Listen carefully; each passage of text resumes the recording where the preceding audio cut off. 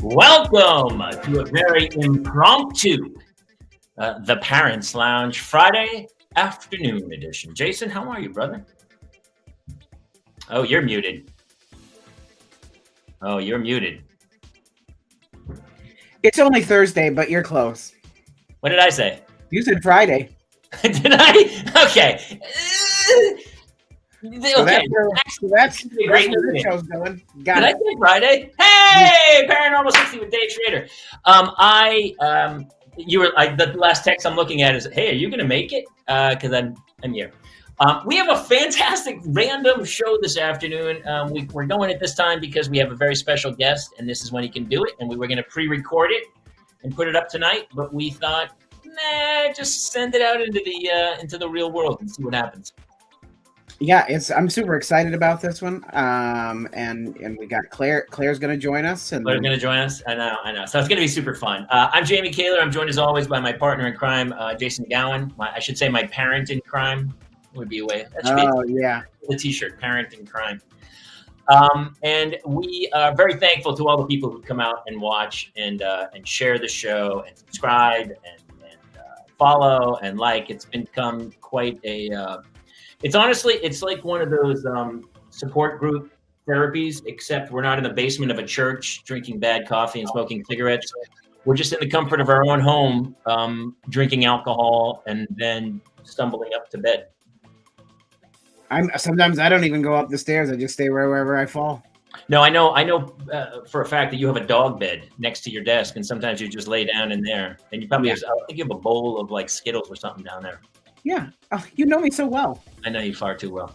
All right, let's get it going because this gentleman is here. He's fantastic. You would know him from, I mean, the list is crazy, right? Right. Lost. Heroes. Basically, every single, we're going to have to talk to him about it because I want to know if he saved J.J. Abrams from a fire. That's the question. Because somehow J.J. Abrams either has been convinced that this gentleman, he's a fantastic actor, is the greatest actor of all time, or maybe he has one of his children held hostage or something because he's the John C. McGinley to J.J. Abrams' Oliver Stone, and I am so jealous I can't even tell you. Greg Grunberg is here today. Yes. And of course, we're going to be joined by our resident voice of reason, Claire Kramer, who's probably just going to, teach us a lesson or two, like most moms do, who's here. So we are going to play our opening title. It's 90 seconds. I know this is the afternoon. It's going to replay at tonight. And we're going to leave this little block so you can go pour yourself a stiff one, which I actually may do because it's already been a day. We're going to talk. I already have one ready. Do you?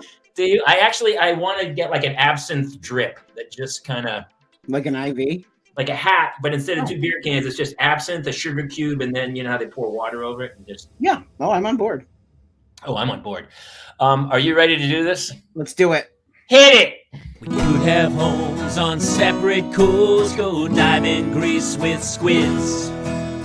Could have been so bleeping rich, but instead we had kids.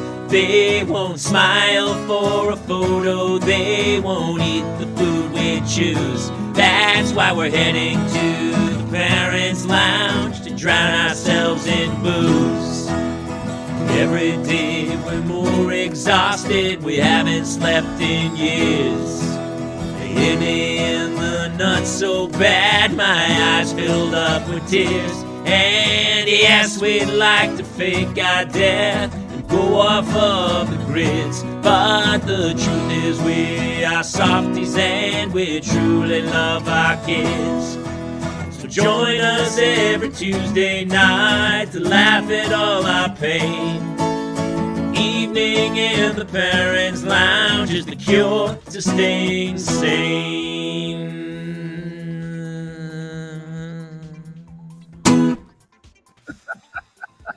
Welcome to the Parents Lounge. Please welcome Greg Grunberg and Claire Kramer. Hey, guys. That is fantastic, that little montage. That's like the thing that comes up on your phone. One came up on my phone, and it was like, your trip to Boston from 12 years ago. And they already put it to music, and and I'm like, I'm in my trailer or something, and I'm just like, oh, what a great trip. I remember. I think the one thing, and first of all, Greg, welcome to the show. I'm so happy you're here. Cheers, guys. Yeah. Yes. Hey, yeah. Now I'm jealous and happy. I went and got an orange Fanta. I'm so lame. I mean, so I'm sorry, Claire. Let me just tell everybody what's in here. Yeah, let's go.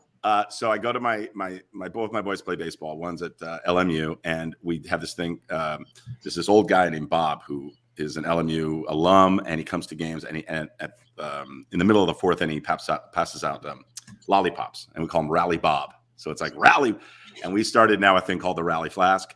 So cheers, guys. In here is a whiskey flavored in peanut butter and jelly. Couldn't be more Parents Lounge if I tried. that is pretty funny. You've just been grandfathered into the gang, Yeah. that- Yeah. Wait, So why? this- How the peanut butter and jelly? Like, what's happening with that? Is that in case like someone smells your breath, they don't smell whiskey? Exactly. Step No, out we of had the to car, get rid of please. the Have you been masks. eating peanut butter and jelly sandwiches? No, there's a dad there. It was like, there's flavor infused whiskeys, and I tasted it, and I thought it was going to be medicinal and like cough syrupy, which it is a little, but it's actually pretty good. It's like what's like Fireball, but with PB&J kind of instead of cinnamon. Right. Where would I get this? I will send you a link since I don't make it. This is not the whiskey that I'm a part of, although there is whiskey I'm a part of. But I will send you the link. Oh, send me both. I need it. Okay. The more Hey, you're part of a whiskey. Let's talk about that for a second, because I mean, the only reason I'm drinking this is because I got to go pick up my kids from school, and I don't want to create any online evidence just in case. Right. Jamie, that's what Uber's for. Yeah. Before How funny would it be if you had an Uber and you go, hey, the car line, can you pull into the car line right there? And the teachers are trying to drop the kids off, and you're in the back seat with the window rolled down. Like, sorry, I started drinking at noon, so a little bit early. Right. You roll the window down, and all this smoke just comes out of the car. I'm vaping. Kaylers, first grade and third grade, the redheads. That's what we get. I swear to God, I want you, just for a social experiment, and that reason only, Jamie, I want you to take an Uber, preferably not an Uber Black or XL, just an Uber to pick up your kids one day at St. Francis and see what happens. That would be hilarious. I wanted, if I ever get pulled over and I'm stone sober, I want to act really drunk and then fuck with the guy and then have him pull you out and you kind of mess around and then they blow you and you blow 0.0 and he's like, just kidding. kidding. Yeah. I'm And an then actor. they conk you and arrest you for something else. Right, exactly. So the whiskey, there's this great guy named Colin, and he's part of an 18th generation family that from Scotland that makes whiskey. And he came over here and he set up shop on Whidbey Island, which is right off the Seattle coast. The climate's very much the same. Yeah. And everything. And I stumbled across him from these guys that I was doing a movie with. And they said he's looking for somebody to, like a celeb, to help him, and can't afford, the A-lister. So he's going to the B-lister, bringing in the B-list squad.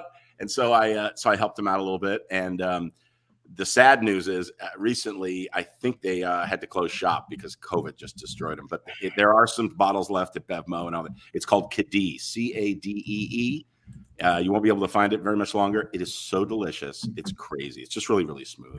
We need a whiskey sponsor. We have a vineyard that we do shows with, 16600, and we have a chocolate chip cookie maker who we work with. So we're trying to find the right whiskey outlet to everything that parenting should be about is wine, chocolate chip cookies, and Whiskey.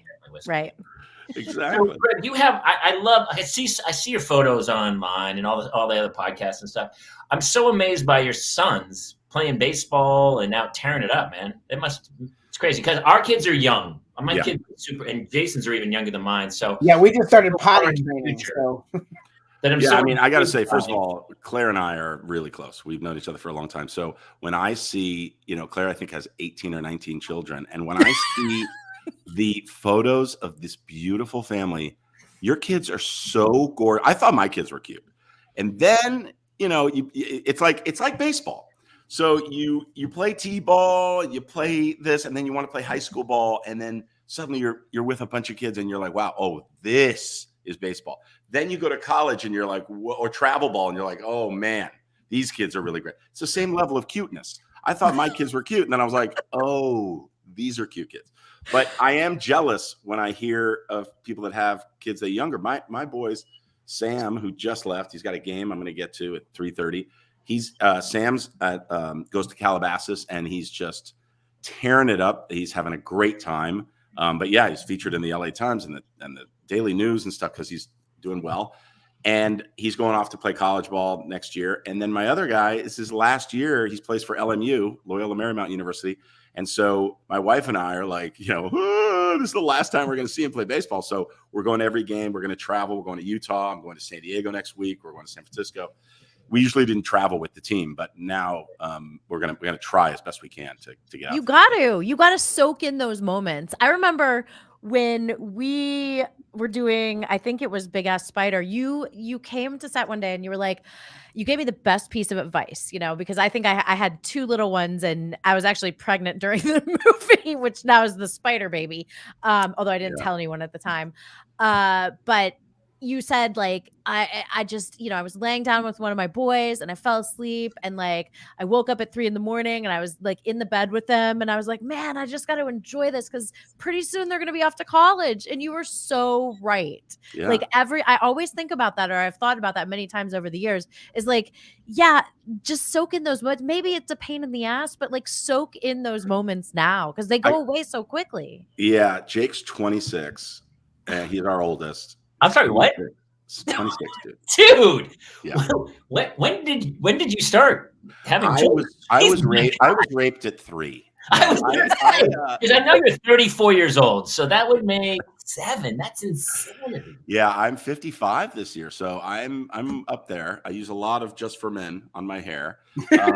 And wait a minute, Cheryl, yours is 37. 37, so you're free. That's really Greg. I'm older than you, and I have a 6-year-old. I started having kids at 50. I've made some terrible choices in life, my brother. No, you clearly didn't. Look at your face. Look in the mirror, dude. You didn't make any bad choices. You didn't make any bad choices. I know. What comedian said they just? Oh, I love it. Yeah, those are so cute. I need a better background for kids show. But anyway, what comedian, Jamie, was it Chris Rock? I feel like it was, that made the joke about like Robert De Niro like getting a vasectomy because he saw Robert De Niro like with a 6-year-old and was like, I don't need that in my life, Oh my God. No, listen, if you're De Niro, I think it's going to be fine. You got 3 assistants, a nanny. Right. I'll stop by this week sometime. I have a really funny story. Elizabeth and I are living in Sherman Oaks, and we're living in this little apartment that's right before the earthquake. And this is how long ago it was. And there was a place called the Industrial Shoe Warehouse. Do you guys remember this place? Sure. They have the sexiest posters ever. They have like these hot women in work boots. And you're just like, I'm going to go get shoes there. Yeah. Anyway, both of us needed a pair of shoes. We went in and I look over and there's Dice. Andrew Dice Clay is sitting there getting some shoes. He's trying some shoes on. And standing next to him, I mean, really does look like one of your kids, Claire. Like the cute, I couldn't tell boy or girl. That's how beautiful this kid was. A Goldilocks kind of hair, really little, and he's bent over and he's trying on this shoe, and the kid is just standing there next to him with an ice cream cone, and the ice cream, and it's just melting all over the kid's hand, and just staring at Dice like this, like super close, right? I mean, obviously it was his kid, and he's tying a shoe, and he looks over and he goes, "Lick it!" I was like, this is the best parenting I've ever seen. And then cut to Stars Born, and we're working on the show. We're working on the movie together, and I go, "Okay, you're never gonna remember this." And he didn't remember that, but he said, he goes, "My son's coming today." And in walks this kid, same beautiful blonde hair. Like, this guy is a stud. He's in a band. Couldn't have been nicer. But it was like that, going back to seeing a famous dad. It It was just so funny. That is like my favorite story because A, it's super Valley, and B, it's super like Andrew Dice Clay. He gave you what you wanted in that moment. That's exactly right. That's exactly right.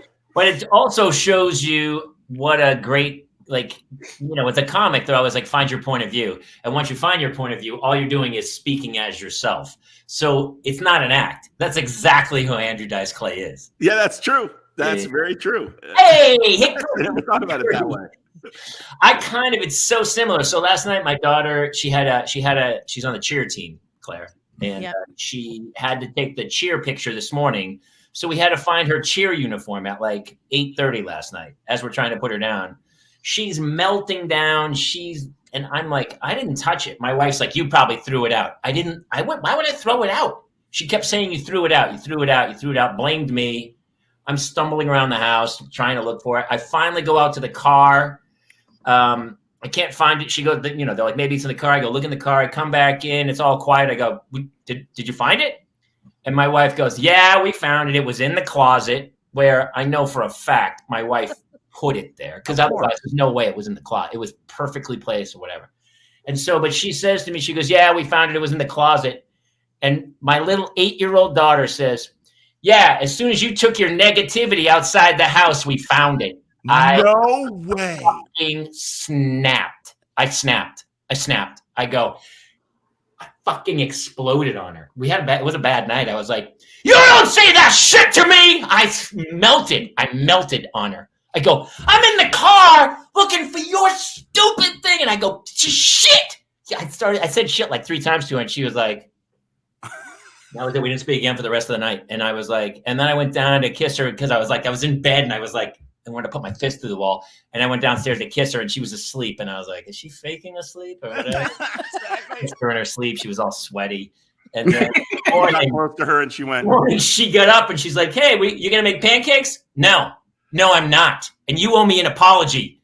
And I was like a little girl. It ended terribly. I drove her to school. My wife's leaving for a week. It's just me and the two of them. And I asked her to unload the dishwasher, and my wife goes, we should start paying them. Why don't we pay you 50 cents to I go, no, we're not paying that kid a cent. You unload that dishwasher. In the other room, I fucking lost my shit. I think she was trying to be funny because she's kind of a smart ass. I wonder where she gets it. And well, let's talk about this, Joe, in general, because like we've gone through some major stuff in our family, right? Because I got to plug my new series because the Caregiver, because it is, of course, it is exactly what you're talking about. It's the frustration of those moments when you might be upset at something else and some little petty thing, and you don't even realize it in the moment. You just you say something that you normally wouldn't say. I mean, they're not adults. They're not adults. Like you. I mean, it's so funny because like you see other parents and they talk to their kids, and you go, come on, like really? It's like so. At times you're like, talk to them like a real person, but then there's too much, and then like there's parents that hide everything from their kids. We're not those people. I can't do it. I don't know how to do it. When Elizabeth and I are fighting or we're arguing or whatever, it's not like I go, get me in the room. I don't. We'll have the argument and they hear us. I mean, they're older now, but it's like one's not better than the other.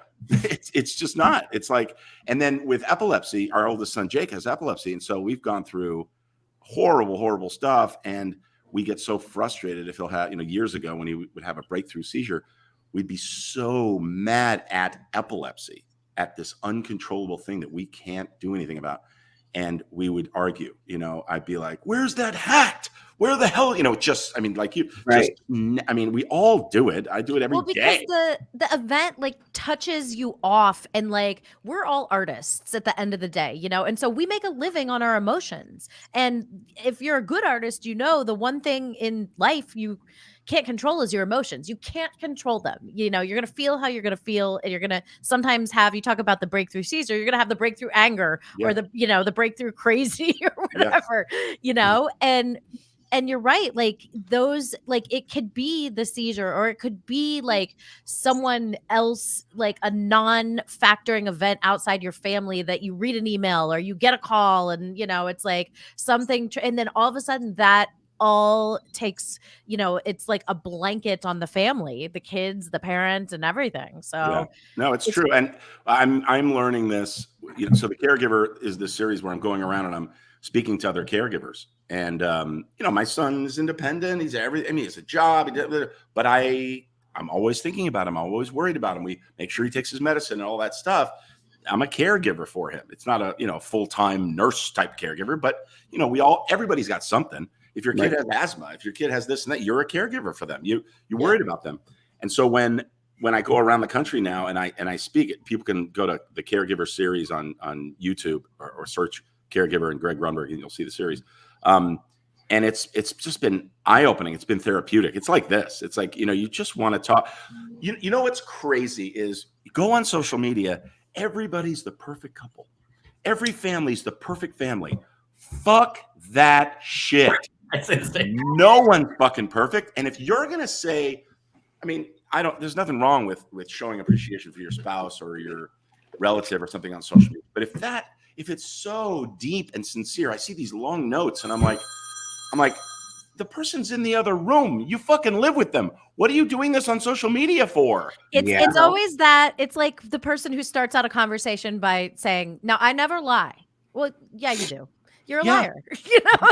Look, I'm not a racist, but what I want to tell you is like, whoa, no, don't say anything. Don't stop saying anything. Yeah, you're good. Yeah. Anybody who puts that cursor at the top, you're like, okay. That's so funny. Anytime I see, you talk to people and they go, we've never had a fight.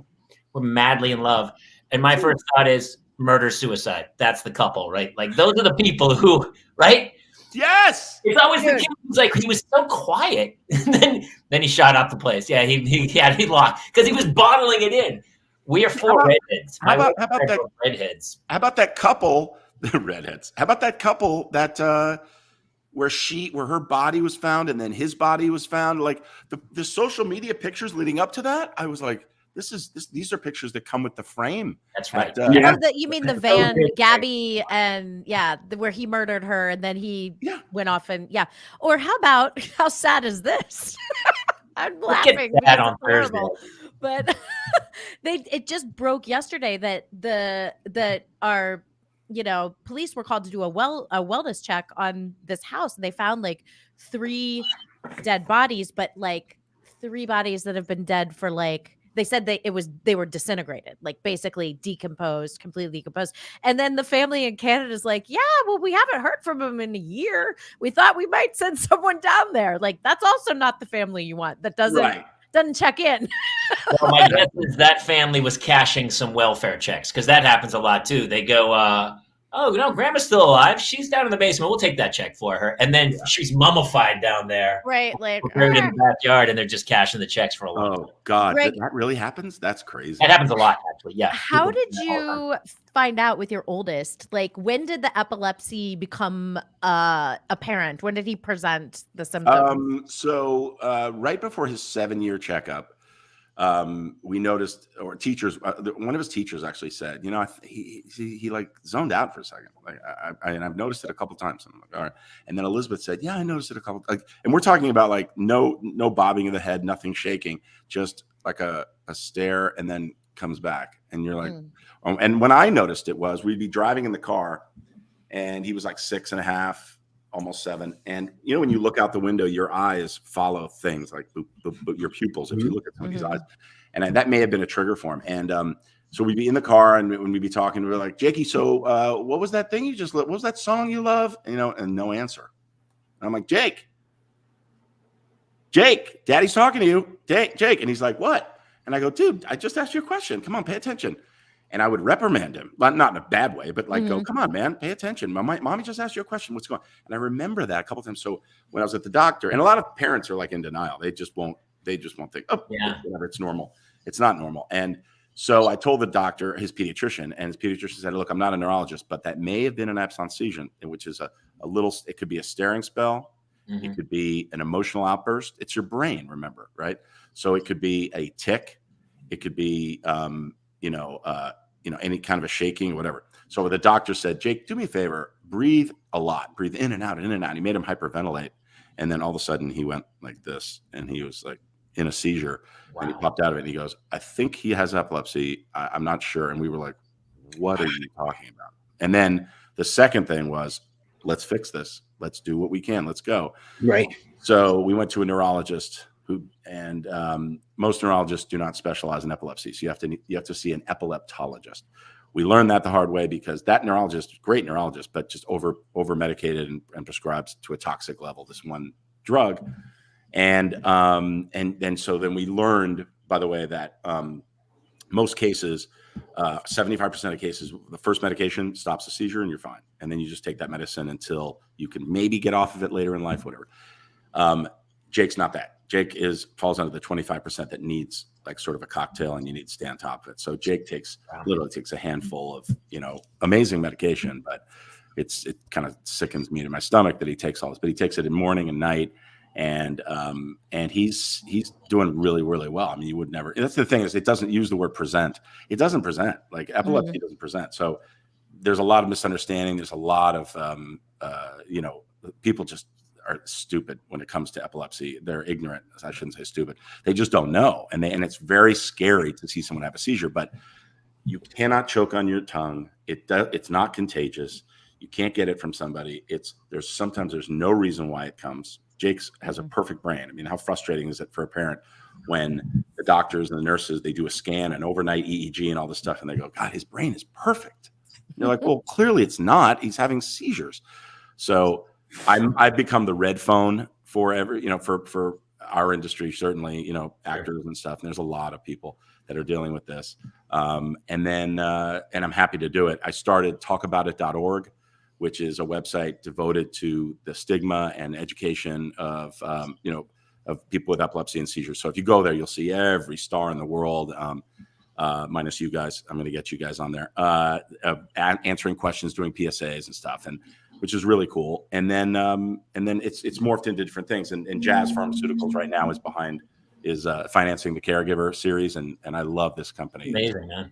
That's awesome. Question from the audience. Dave Schrader asks, Greg, have you tried cannabinoid oil for his epilepsy treatment? So Jake's not one of the people that, that's what they use it for his type of epilepsy, but the company Jazz Pharmaceuticals, they make Epidiolex. That's their medication. That's the first FDA approved cannabinoid, medication. And, we have tried it. And the one time you don't want to have seizures is in your sleep.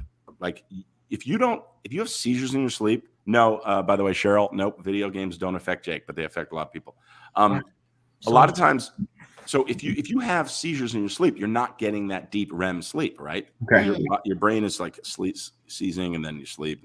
So you get up in the morning, now you are sleep deprived, which is a major trigger for seizures. So it's just this terrible cycle. Oh, okay. And then during the day, you got to take a nap. Like if you really want to take care of yourself, meditation, naps, if you can, whatever form of that I recommend for people. I just say not right away, but I'm saying if they're, adults that want to manage their seizures or even kids. But the most important thing is getting to the right physician, getting the right medication, and getting it under control, because the seizures are not going to hurt you, but the trauma, the head falling, the hitting your head on the ground, driving, swimming, riding a bike. I mean, imagine having, Jake's had seizures in all three of those places. Oh my gosh. Really scary. That's really scary, man. Yeah. Now, how does your younger son react to because obviously this has been going on his whole life. How does he react to it? And how do you do it? Yeah, like two younger. We sent them away. No, I'm kidding. Makes sense. Fair. I was like, whatever. They're part of my gang now. Go get Daddy another beer. No, it's so funny. It's a great question because it's one that I talk about all the time. If you have an issue, and a lot of people do, with one of your kids, that's special time. Whether good special time or bad special time, you're spending extra time with that kid. And your other two, they don't know how to express it. And then all of a sudden, Ben, my middle guy, who's now graduating college this year, when he was 7 or 8, he said, "I wish I had epilepsy." And we were like, "Whoa." Yeah. What? I mean, it's just like Jamie. It's just like what you said about like they know how to get right to it, man. I mean, it's Madeline. Yeah. Right. The book Madeline, she has the appendix, and the other kids are like, "Wait, she got special attention and ice cream. I want that." And now I remember when I was a little kid, I have an older brother and a younger sister, and I remember my parents did this thing called special time, and I was like, it was weird. I was like, not weird, but it was great because they'd say, "Okay, tonight's your night, Greg," and I just went out with my mom and dad, just me alone. And I could do anything. They were like, whatever you want to do. And it was always like bowling or it was nothing like super cheap. It's not like I want to go on a yacht. I mean, I was a little kid. And it was just that special time with my parents. So I remember that not only do each one of your kids need special time, and then Jake, he wants real special time, not special time in a hospital, right? Right. You and your partner need special time. I mean, you have to have a healthy sexual relationship, mental relationship, friendship. All of that is strained when you're dealing with something extra, I mean, it's strained anyway. So I'm always amazed when I see sometimes like I have my father's brother, his family has 9 children, and one of them was in a crib her whole life for like 32 years or something. And in a strange way, it brought everybody together as one unit. Like they were so defensive. It was almost like the Alamo where they put a wall around the family. Yeah. And one as caregivers, they all became caregivers in the family, and they took turns. And as they grew up, it was this major thing that kind of bonded the family into this oddly tight unit. But I mean, as a parent trying to deal with just normalcy, like, I was ready to put my fist through a wall last night without any over a cheerleading outfit. So to deal with the other stuff is insanity. How about you're in a group? I'll give you 3 examples. You're in a group and you're standing there and Jake starts to have a seizure. And one of the other dad that I don't even know is like, "Hey, what are you doing, buddy? What is he dancing? What's he doing over there?" And you're like, dude, like he doesn't know. He doesn't know. He doesn't know. And he's got a bad sense of humor. And so that's his joke, right? How about when there's a terrible epilepsy joke on in a movie, and it's like you go, it's like, I mean, I hate to bring up Chris Rock again, but like, he said something offensive that he shouldn't have said. I am of the mind in that thing. I get the first call. People are like, oh, call up. Forgot what it was. It was Tower Heist was the movie. Brett Ratner was the director, and I got a call going, "Did you see this thing?" It was like Eddie Murphy going, "Oh, little seizure boy." And I'm like, to Ben Stiller, right? And I'm like, that is so not funny. Like it's not even forgetting that it's epilepsy. It's just not funny. It's like stupid. So I tweeted out, "Stupid joke, not funny. Come on, guys." 3 of my favorite people in Hollywood, as far as talented, and that's what you come up. Boycott, I wrote. And I literally, Brett Ratner called me. He will not say he apologized, but he was very nice on the phone and said, "Dude, I never meant to, offend anyone, blah, blah, blah." But I'm just saying, like, I'm of the mind that was offensive to me. But I'm like, if somebody's talking about it or if they're talking about it, at least we're getting it out there and it opens up the conversation. It's like some super religious person hounding me about God. And I'm like, leave me alone. I'm Jewish. I don't want to talk to you about this. And then they go, "Oh, you're Jewish. Did you know that?" But whatever it is, it just gets you talking. You know what I mean? Like, that's their whole point. They want to fucking get you talking. Yeah.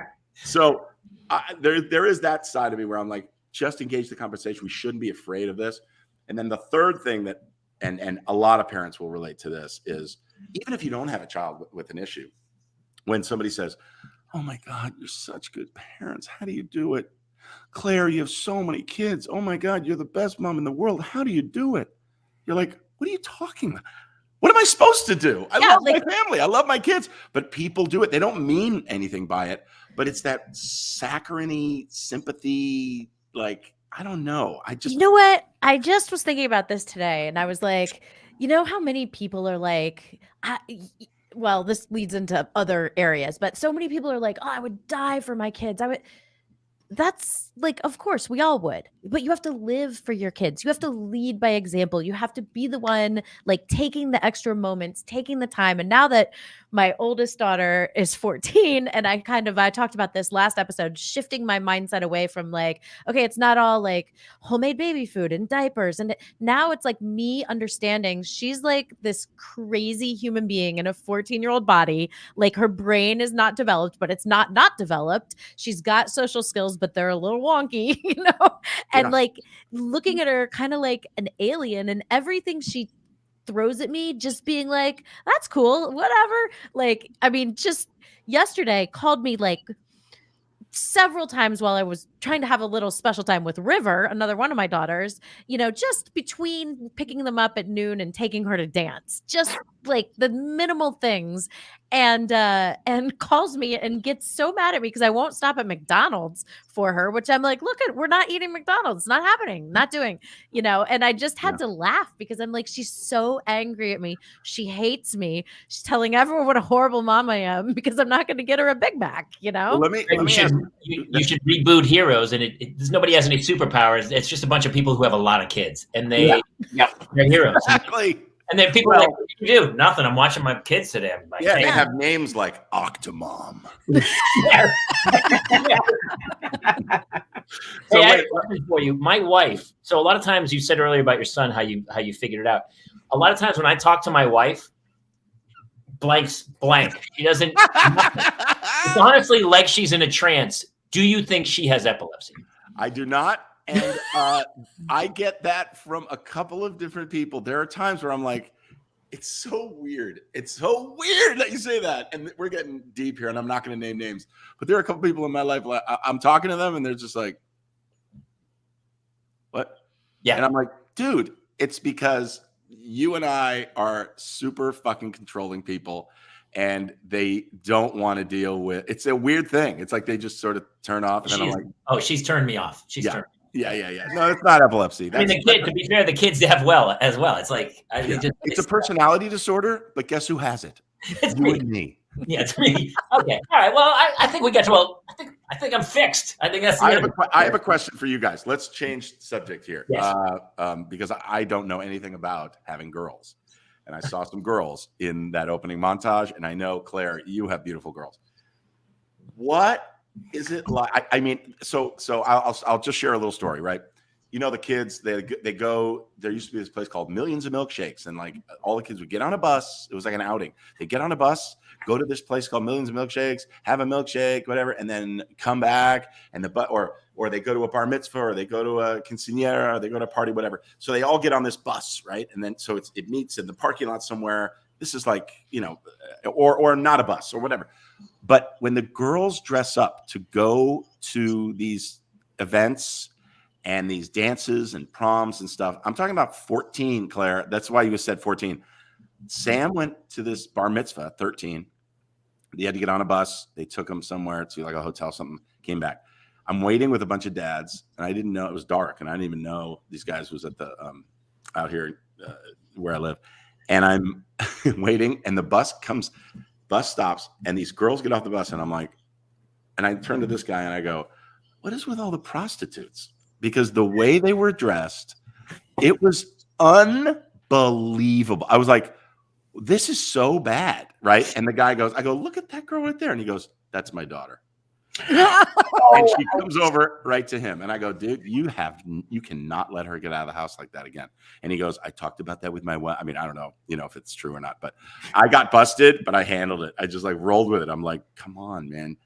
And it's true. And our bar mitzvah, right? By the way, they are. It's funny. Like, you ever go to when we go to an audition, the boys are all watching the girls, and the girls are all watching the other girls. Like, that's what she's right. They dress up for the other girls. It's so funny. It's true. And it's very true, because they do that because they're so young. At our bar mitzvahs, the girls come and they're in these like high heelish type shoes and short dresses or whatever. As soon as they get to the party, they bring socks with them.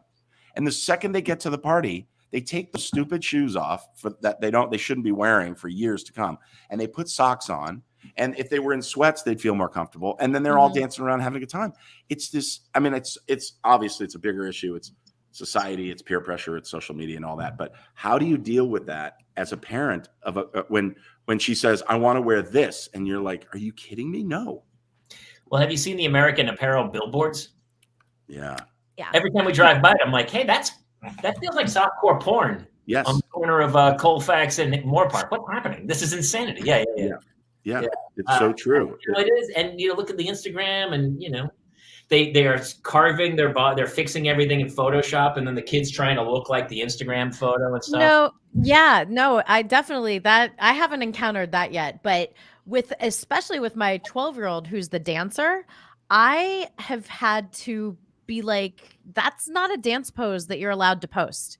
You're not allowed to, it doesn't matter. It's impressive that your leg is up here, but if you're wearing a leotard and not pants, and then all of a sudden that's just like full display. So I've had a lot of talks with her about like, this brand of dancewear is not, because she's being solicited to be a model for different brands. How old is River? 12. She just turned 12. But she has the early 1800s. She'd be married she'd be having her first kid. Hey, in Alabama, she'd be married. And actually, in Alabama, in 2023, it's going to happen. Yeah. I think though that it'll be one of those situations where she'll thank you later, and she'll be like, "I'm so glad you did," because there are parents that I see, and their kids are older, like even girls that are older than in college, and these really, because we didn't have this when we were growing up. We just didn't. We didn't have this social media thing where you had to go to a red carpet event to get somebody to take your picture, and then it had to be put in a magazine. Yeah, like that was how far away. They still was promiscuity. I mean, come on. When we were kids, there was that, but there was a social media trying to push the envelope. Sure, no, sure, but I'm talking about like if your friend, access. if your friend took a picture of you, it would only be, you'd have to go to the little Kodak building and get your little, film. Everyone in the whole place already looked at it. They already looked at it. Oh, look at them all. Yeah. They're like Robin Williams. Yeah. I mean, and the stuff is, that's the stuff that rises to the top. And you kind of go, in 5 years when she's trying to get a job somewhere, that comes up. It's not in good taste. It's like it stays with you forever. I also had to explain to both my girls, like you just because, and I actually like TikTok as a platform. I think it's creative. Like I think it's really creative. If it's used in the right way, it's great. You know what I mean? But I had to explain, like, you don't want to pull back the curtain and show everything about yourself on. And that's why I stopped posting nude videos over there, Claire. Right. I mean, the best thing about TikTok is the fact that all these people who were pretty good at lip syncing and had a few terrible dance moves, they had nowhere to express themselves. And now, luckily, they have TikTok. Exactly. By the way, here's the other thing that's like when people ask you, hey, my daughter, my son wants to become an actor. I'm like, run away. Don't do it. Don't do it. Don't do it. Because I don't care how many times I say don't do it. If they still push through, then they're meant to do it, right? Mm-hmm. But Claire, it's kind of hypocritical for you to say, no, you can't be in a cheerleading outfit. I mean, you are this actress who is really good actor, number one, but also very attractive and have your career. You were a cheerleader in a movie, and so they see that stuff, and it's like, well, what about you, Mom? I mean, I was like buried alive in a bikini. Yeah, I know. I'm just saying, it's kind of tough to be like, you can't, but I did. See, this house is because I did, but you can't. This is. I was like, they're offer only, brother. They're offer only. That's what they say. And they go, what do you mean? And I go, they're not going out for some go-see in Russia. If you want to offer them, listen, series regular, I'll bring them in for a couple read-throughs, sure. But I'm not driving my kid around to cattle calls left and right. No, it's called Zoom. It's called Zoom. And Greg and I have mastered auditioning. Yeah, Greg and I have mastered the art of just putting our kids in our projects. So. We have to wrap at 2 because you have to go. I want to talk about the fact that you two played a married couple, not just once. Oh, yeah, that's right. Well, wait, we weren't married in Big Ass Spider. We were married. From Halloween. You wanted to date me in Big Ass Spider, and then in the end, I wanted to do more than date you.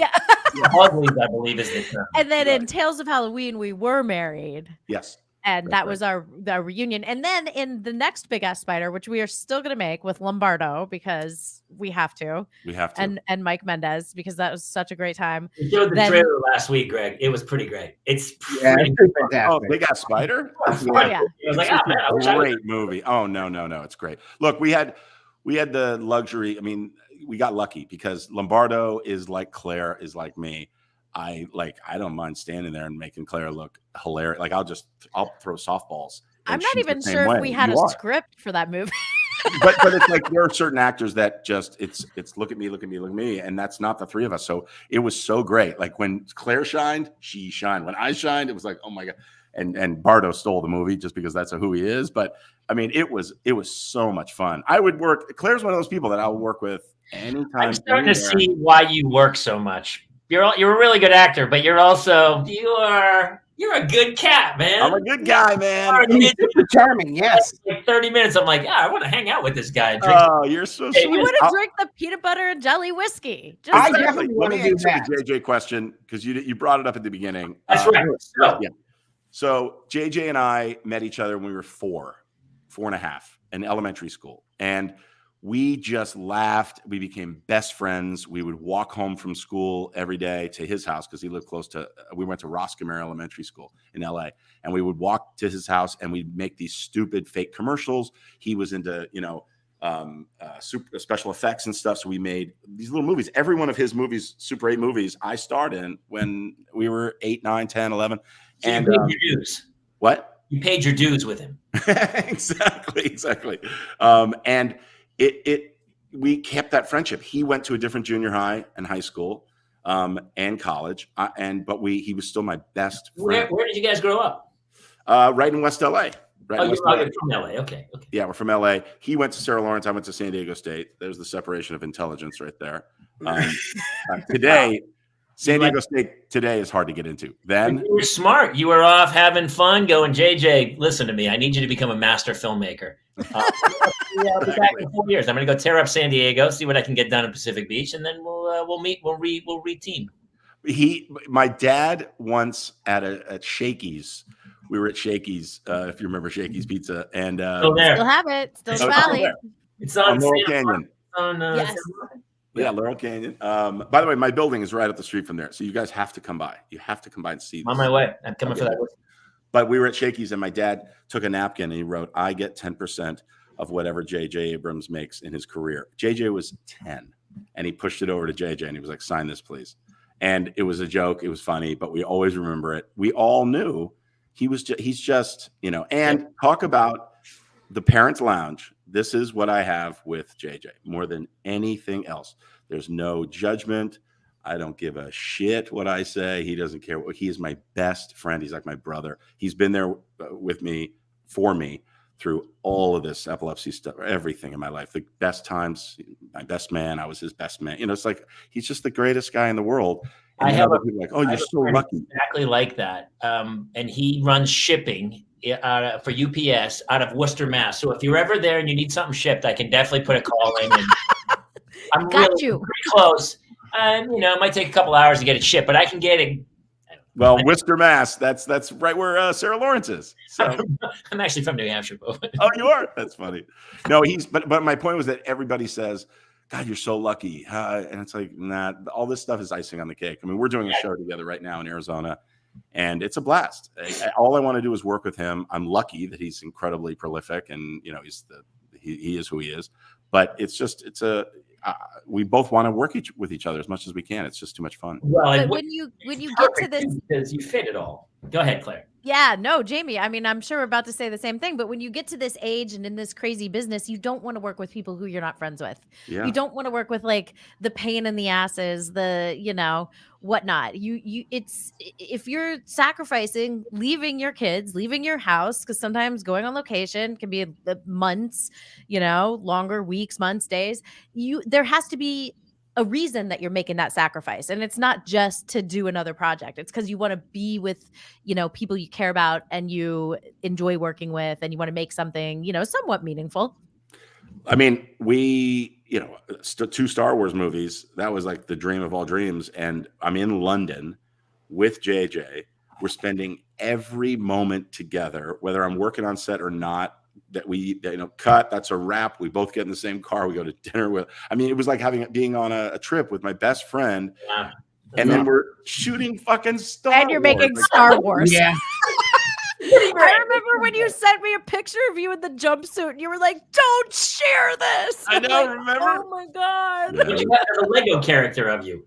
Yeah, there's a new Lego Star Wars game that the something saga. It just came out, and I just tweeted out how to unlock my character. And I've actually voiced my character. That was the other thing. Imagine this: they call and they go, or somebody saw that they were looking for a Snap Wexley voice, and I'm like, "What are you talking about? How about asking me? Like what?" And because it was scale, they don't pay any money really. It's just the minimum. And I'm like, I don't care. If my friends are playing the game, I want them to hear my voice, not someone else's. Isn't that funny? Some people won't do it. They're like, no, that's beneath me. You're like, it's so crazy. Nothing is beneath any of us today. I've learned that. Yeah. Very much so this time. Yeah, that's funny, dude. Well, listen, we got to wrap in a couple seconds. You're definitely coming back. You might be for sure. Okay, wait. And before you wrap, Jason, 3 boys, Greg, 3 boys. Advice, Greg. Pass down advice. That was going to be my question. Before we wrap, I want to hear Jason is the old you, the pre-you, and now you have the older boys, 3 boys. We had Richard Marx, who had 3 sons. Yep. Words of wisdom about where you are now with what they're doing. Well, I have to say, what I love about having boys is that when you have girls, you have to worry about every boy in the world. When you have boys, you only have to worry about one boy, and that's it. You have just your kids. I will say my advice is don't ever stop cuddling. Don't ever do it. Don't ever stop. My son just yesterday, we went to the dentist together to get our checkups, and we were waiting. The dentist was in there, and I don't know, he said something, and I was just like, yeah. And I gave him a hug, and he literally put his head down here, on me, and it was just a little bit. He's a grown man, and I was like, I melted. I'm like, God, I just don't ever. I mean, here's the thing, Jason. Your boys are not always going to hold your hand when they walk with you. They may not do it now. Like that's the moment when you go, oh, I'm losing them. You know what I mean? They're getting older.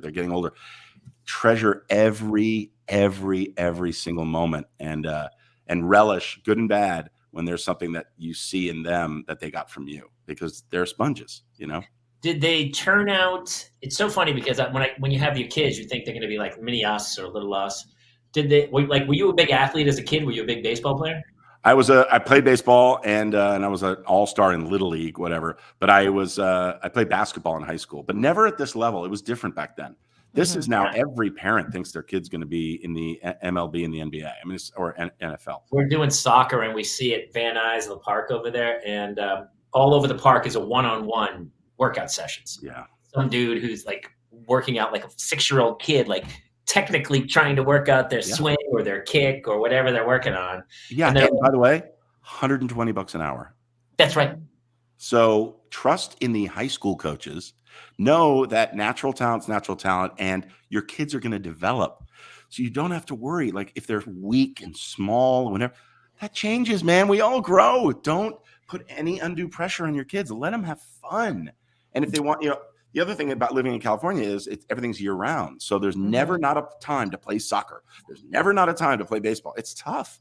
You want to mix it up. I'm doing a huge documentary right now, baseball documentary that I'll tell you offline who I'm doing it on, but he's the link. He's the greatest. And he said to me, he's like, man, the biggest mistake people make is they just don't let their kids play football and baseball and basketball. It's like, let them have fun, do whatever they want. And then they can hone in, later, but don't worry about it. So man, we even in like 1st and 2nd grade, kids have quit all the other sports to focus on one sport. Sport, yeah. It's your sport already. But I see dads who like tear their kids apart, and they're crying to the point that they don't even enjoy the game anymore. And I'm like, well, my kids will get all their coaching from whatever the prison league is that they play in Lakers. Hey, there's a lot of great players in the prison system, in the penal system. Yeah. Right? Yeah, a lot of opportunity there, actually. Exactly. Train with the best. Yep. All right, listen, this flew by. Brother, you got to come back. And thanks I'd love to. We're going to keep it tight to 1 hour, and I guess that's all we got. I got to go off and now start drinking off camera, I guess. Yeah, Greg, I'm going to go to a game. I'll let you know how the game goes. Yes. I cannot thank you guys enough. Honestly, I've been talking about doing this. I apologize before, but I'm now Mr. Ethernet. I've got it hooked up here at the house, so we're good. But I would love to join, even if I'm not the guest and I just want to be a fly on the wall. Let me know. You're welcome anytime. Like we don't do a lot of guests because as a guy who's done podcasting, you get to a point where you just got sick of interviewing people. Yeah. I just want to chat, and so hearing your stories and stuff, it doesn't feel like an interview. It just feels like it's rolling. Yeah. Just chat. Super fun. So please come back. We'll hit you up to come back again. Where can people find you, Greg? What's that? Where can people find you? At Greg Grunberg. Search the Caregiver or the Greg Grunberg channel on YouTube and the Caregiver series. I will also share a link of the Caregiver out, and everybody can put all the links up with it tonight on the Parents Lounge and stuff, dude. Yeah, but Instagram and Twitter both, and Facebook, all Greg Grunberg. Yeah, talkabout.org. You are entrenched in it. Ladies and gentlemen, Greg Grunberg, Claire Kramer, Jason Gowan, I'm Jamie Kaler. Thank you all for joining. Be sure to follow, subscribe, like, and tell other parents who need a little mental health break to come visit us because, honestly, just talking to you guys and hearing what other people are going through, especially with epilepsy and all these special things. There's so many other people who are dealing with these issues, but they don't really reach out. And they're kind of stuck in it, but everybody's going through their own problems. So it's great to hear other people. And thank you so much for sharing it, man. It's really, really kind. It's my pleasure. And I hope you guys have a really good day. Yeah. That's it. We'll see you next time here on the Parents Lounge. Love y'all. Good night, everybody. Bye.